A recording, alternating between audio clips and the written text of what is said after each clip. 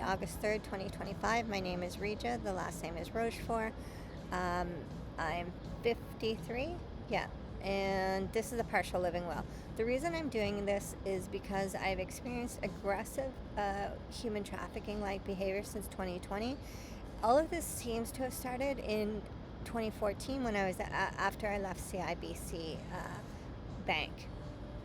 Now, in my prayers, I am quite spiritual because that's all I've had to help me out. But in my prayers, the answers to my prayers, it seems to indicate, and I thought it was the banks behind this, but it seems to indicate that Jehovah's Witnesses are behind it. And also I get the indication that Jehovah's Witnesses, the banks, and my brothers have worked together to steal my inheritance. So this video and the document that I'll post below, so you can read in more detail, will sort of tell you who is not allowed to manage my assets, and also how this is possible that they could have stolen it. So number one, no Jehovah's Witness affiliate, none of my brothers, my families or relatives, and none of the Canadian banks or anyone in association with the Canadian banks or subsidiaries can be executors of my will. None of these groups can have power of attorney. If I actually die, none of my assets, and even if I'm still alive, none of this can go to any of those groups. As well, that none of these groups are allowed to borrow against my assets that I know of or that I don't know of. Now, one of the reasons this could be possible is because of my anointing. So I was offered my anointing in 1997. I accepted in 2016 and formally accepted in 2017. I didn't want to take the emblems, but Jehovah kept saying, if you don't do this, we'll have to wait a whole another year. Right from the beginning, I got messages in my prayers about Casa Loma, the congregation I was in, being condemned, Bruce Nickel being condemned, the angel of execution waiting for my command. When I sent a letter to, the Russians, when the Russian witnesses were under ban, I felt an angel say, Jehovah's High Queen has made her first decree, which was really, really cool. The other thing with my anointing is I found out through research and through things Jehovah was telling me that I am not this generation. So I'm waiting for 3 others similar to me. And basically the 4 of us, we won't die before the Great Tribulation. And then the 3 of us will work closely to take the lead in setting up a new theocracy. So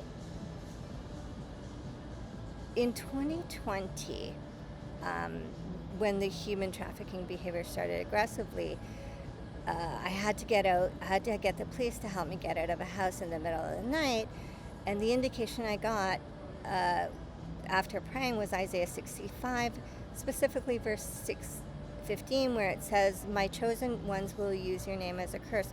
Later I realized that I think that's how I knew Jehovah's Witnesses were behind this, but that they are cursed. So their curse seemed to have started in 2020, the spring, because that's when they fully enacted their plan to get rid of me. What I realized this year is that I think part of my anointing is not to just sit on all this information that Jehovah's giving me, but to actually tell people. So also the other thing is most of the anointed after 1997 are probably the same group that I am. So we're not this generation. So when Jehovah says that they've stolen my inheritance, well, they've definitely stolen any form of spiritual family. They've stolen necessary help from understanding my role. And even the banks have essentially stolen money and stolen my ability to share my gifts.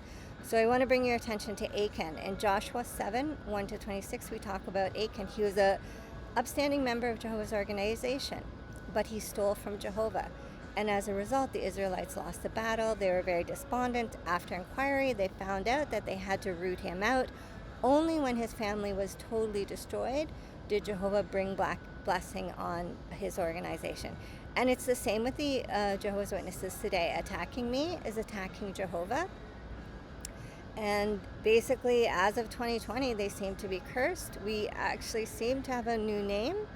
Um, so until Aiken is rooted out, Jehovah's not going to be with his organization.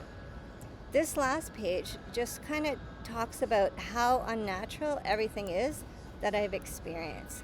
It's totally out of control. It's banks, government, insurance companies. TD Insurance seemed to be involved in trying to do insurance fraud against my corporation, recruiters, GTT, GTDIT, TD, Warner Brothers outrightly stole my pay. Jehovah's Witnesses in multiple countries slander me before I even get there. RBC, TD, multiple times. Warner Brothers Discovery hired me for projects that were unable to be done, and I think it's part of like just setting me up to discredit me so I can't get work. Bank of Montreal has been tracking my spending. I have people following me everywhere I go.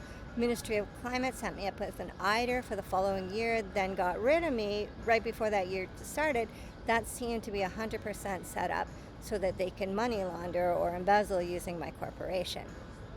Directors and senior directors at TD, as far back as 2007, TD, RBC, CIBC, GE basically told me I have to sleep with them to keep my job.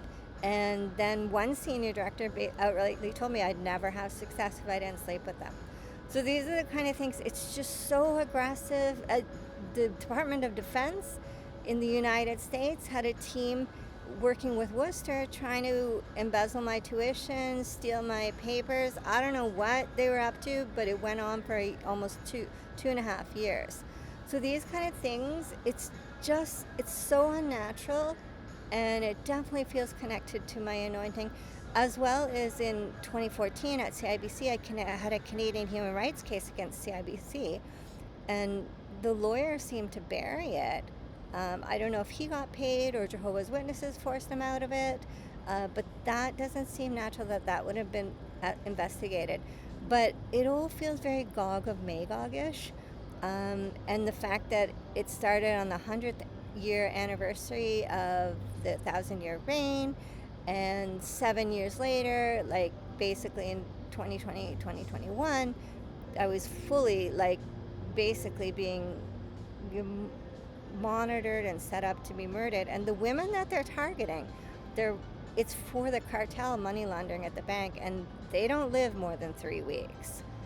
So anyway, regardless, this is kind of to address whatever money they've stolen from me and to help explain how this is possible. Thanks for listening.